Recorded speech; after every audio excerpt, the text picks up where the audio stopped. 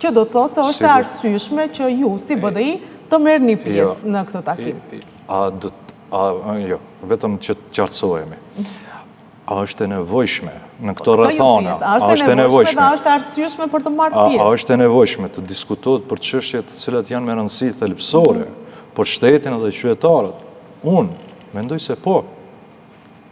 Mirë po, ai takim i liderëve duhet të ketë dialog me substancë, duhet të ketë një dialog me kornisë, duhet të ketë një dialog me agjendë mirë të definuar dhe mirë të përcaktuar.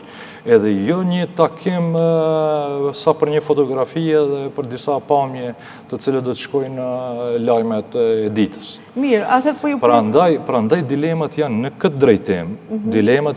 drejtim, sa i përket formulimit të rendit të ditës, të agjendës dhe për këtë çështje kryetari Ahmeti dhe kolegët e tjerë nga kryesia qendrore vlerësuan që të nesërmen të diskutohet dhe kryetari Ahmeti ka thirrur për të nesërmen Këshillin e Përgjithshëm, një organ me një përbërje të gjerë kolektive, ku do diskutohet pro dhe kundër pjesëmarrjes, megjithëse prapë e përsëris, Bashkimi Demokratik për Integrim, prapë e përsëris, ne jemi konzistent në qëndrimet tona.